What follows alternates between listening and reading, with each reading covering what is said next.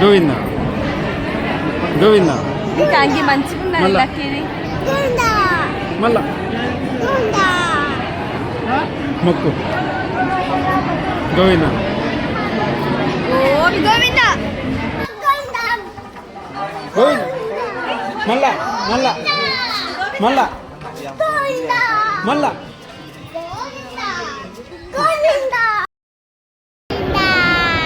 మళ్ళా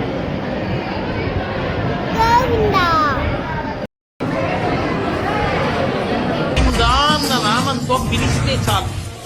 వాడు కాదు, వాడి 7 తరాల వరకు రక్షణ లభిస్తుంది.